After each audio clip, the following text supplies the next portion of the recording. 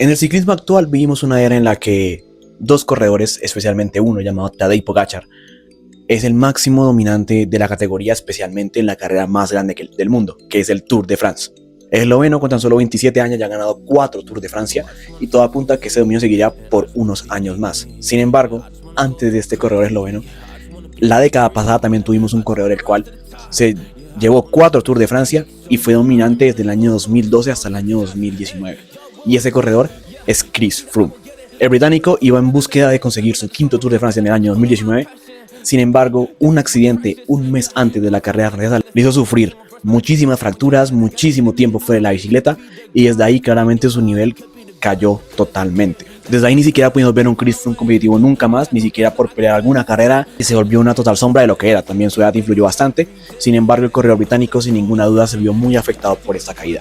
A su vez, esta caída también desencadenó una serie de eventos de la cual terminó dándole a Colombia su primer Tour de Francia, con Egan Bernal a la cabeza. Así que en este video nos vamos a meter en un escenario, por así decirlo, hipotético, en el cual hablaremos sobre lo que hubiese pasado si Chris Froome nunca hubiese sufrido ese accidente y hubiera competido en el Tour 2019, en la Vuelta 2019 y en las demás carreras de los posteriores años sin esa lesión que básicamente terminó con su carrera. Para comenzar, debemos tener en cuenta que Chris Froome el año de ese accidente ya estaba con una edad bastante grande, ya tenía más de 33 años, por lo cual ya era un corredor el cual claramente estaba cada vez bajando un poco su nivel. Sin embargo, si vemos sus resultados las temporadas pasadas, vimos que el año pasado, en 2018, ganó el Giro de Italia y quedó tercero en el Tour de Francia, mientras que en el 2017, 2016, 2015 ganó el Tour de Francia en los 3 años consecutivos, al igual que ganó la Vuelta en el año 2017. Sin embargo, Chris Froome tenía un modo de operar bastante diferente al que es hoy en día, ya que, por ejemplo, si vemos a Tadej Pogačar, por ejemplo, podemos ver que en cada carrera que el esloveno compite, posiblemente la gana, o por lo menos queda entre los 2-3 primeros, dependiendo si se enfrenta a Mathieu van der Poel en algún momento o no. Sin embargo, por el lado de Chris Froome, él era un corredor un poco diferente, en un corredor el cual en las primeras carreras del año solía estar un poco más discreto. Sin embargo, cuando llegaba el verano, llegamos ya al mes de junio, empezaba el Dauphiné y el Tour de Francia, ya el corredor británico se volvía una auténtica máquina.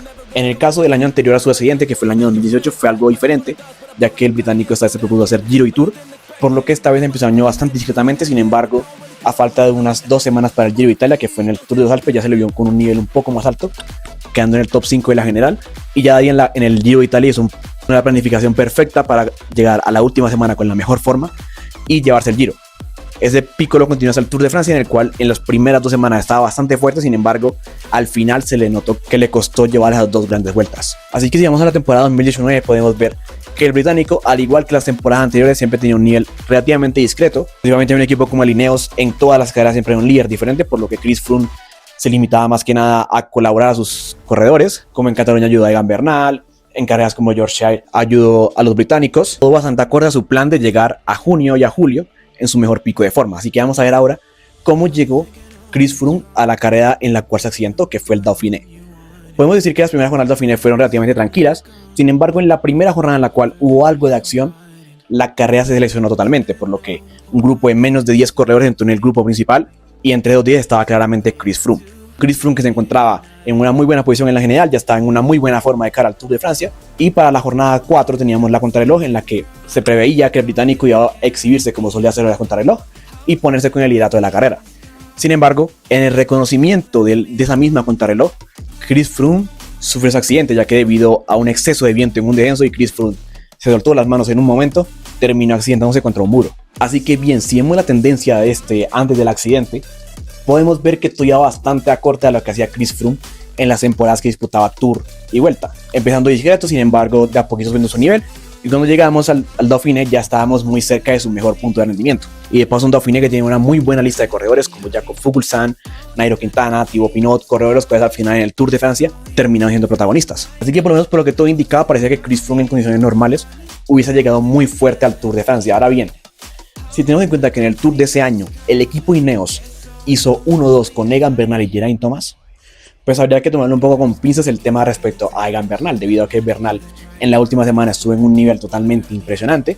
Y por ejemplo, Chris Froome es un corredor que en los Tours de Francia suele operar de manera diferente. Chris Froome es un corredor que solía operar muy fuerte las primeras 2 semanas y en la última semana estar más que nada en un rol defensivo después de tener una ventaja de más de 2 o 3 minutos. Así que si somos realistas y tenemos en cuenta de que Chris Froome iba como el principal líder del equipo Ineos y que al final terminó siendo una lucha de dos líderes entre Bernal y Geraint Thomas, yo creo que genuinamente Chris Froome hubiera tenido una grandísima posibilidad de haber ganado aquel Tour 2019. Y es curioso cómo fue el equipo Ineos en aquel año, porque si ustedes recuerdan bien, el primer plan del equipo Sky, equipo Ineos, era llevar a Egan Bernal como líder al Giro de Italia y al Tour de Francia con Geraint Thomas y Chris Froome, que habían hecho 1 y 3 el Tour del año pasado. Sin embargo, una caída de Egan Bernal a 15 días de empezar el Giro le hizo perderse la carrera y centrarse en el Tour de Francia. Y por consiguiente, al mismo tiempo que Chris Froome sufrió una caída, Geraint Thomas también sufrió una caída en el Tour de Suiza, mismo Tour de Suiza que ganó Egan Bernal, pues a la final el corredor que iba en un principio el Giro de Italia terminó siendo el ganador del Tour de Francia.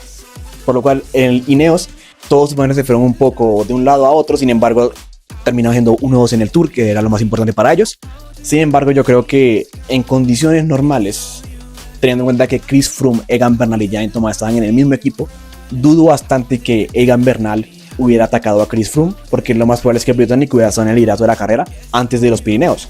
Así que seguramente el equipo Ineos iba a pedir un poco de gestión por parte de Egan y por parte de Geraint Thomas, y seguramente el equipo Ineos hubiera hecho 2 corredores también en el podio o incluso 3. Sin embargo, yo creo que el equipo Ineos sí que le hubiera dado esa prioridad, por lo menos a Chris Froome. Tal vez no hubiera sido el más fuerte en la última semana. Sin embargo, yo creo que el equipo Ineos, por el récord de los 5 Tours, sin ninguna duda le hubiera dado aquel lujo a Chris Froome, porque la verdad el equipo Ineos, más allá de un Thibaut Pinot que sufrió al final, en la montaña eran los 2 corredores más fuertes en el Tour, tanto Geraint Thomas como Egan Bernal. Y si vemos aquel Tour del año 2019, también podemos ver que en ese Tour hubo ciertos momentos en los que hubo cierto descontrol en la carrera. Cierto que en la última semana el equipo Ineos dominó un poco más. Sin embargo, si vamos a los Pirineos, a la etapa del Tourmalet y a la etapa de Prat d'Albis, podremos ver que realmente hubo muchos momentos en los cuales yo creo que el equipo Ineos se salió de control y Thibaut Pinot y Julian Alaphilippe los pusieron junto a las puertas. Algo lo cual yo dudo bastante que hubiera pasado si hubieran estado los 3 capos en el Tour de Francia. Pero ya por siguiente, yo creo que en sí el equipo Ineos como estructura empezó a perder cierto poder respecto al equipo UAE, respecto al equipo Jumbo-Visma, y yo creo que hubiera sido muy difícil que Chris Froome hubiera podido ganar un 6º Tour en el año 2020. Yo creo que ya que todos nos dimos cuenta que desde 2020 parece ser que el ciclismo cambió de una manera bastante radical y fue básicamente como el comienzo de una nueva era. No, esta vez tanto Chris Froome como los demás del equipo Sky y Ineos hubieran tenido muchas menos posibilidades de ganar como ganaban en la década pasada. Sin embargo, esto hubiera sido una historia la cual hubiera sido muy curiosa de ver, debido a que Chris Froome es un corredor que ahora perdió todo tipo de opciones de ganar aquel 5º Tour, y que realmente se dieron muchísimas circunstancias en las que realmente todo se dio a favor para que Egan Bernal ganara aquel Tour. Es cierto que yo creo que igual de cualquier manera, aunque Froome no hubiera estado en el Tour, Egan hubiera terminado la última semana como el corredor más fuerte. Tal vez por órdenes de equipo hubiera sido un poco más difícil que le dieran aquel liderato del Tour de Francia. Así que bueno, señores, ustedes me dirán en los comentarios qué opinan. Este fue un video de un caso algo hipotético y me gustaría saber sus opiniones. ¿Ustedes creen que Chris Froome hubiera ganado aquel Tour? ¿Ustedes creen que igualmente Egan lo hubiera ganado y que el equipo Ineos los hubiera dejado luchar? Algo lo cual yo dudo bastante, porque el equipo Ineos en su época era un equipo bastante rígido y bastante estructurado, como se pudo ver en el año 2012 con Wiggins y con Chris Froome. Así que hubiera sido raro ver a Egan Bernal soltando a Chris Froome y que el equipo Ineos lo dejara mientras Froome iba hipotéticamente el líder de la carrera. Así que señores, eso fue todo por el video de hoy. Espero les haya gustado. Déjenme saber sus comentarios. Déjenme ustedes saber si les gustaría que hiciera también ese tipo de videos con otros contextos, por ejemplo el de Egan Bernal desde la lesión de 2022, casos hipotéticos los cuales nunca van a pasar, pero sin embargo son como ese tipo de contextos en los que uno tal vez se pone a pensar cómo hubiera cambiado la historia del ciclismo por ciertos accidentes. Así que señores, eso fue todo por el video de hoy. Espero les haya gustado muchísimo, que le dejen un buen like, un buen comentario, suscríbanse que es gratis. Recuerden que soy Eduardo Carrascal de Majesty Cycling y nos veremos en un próximo video.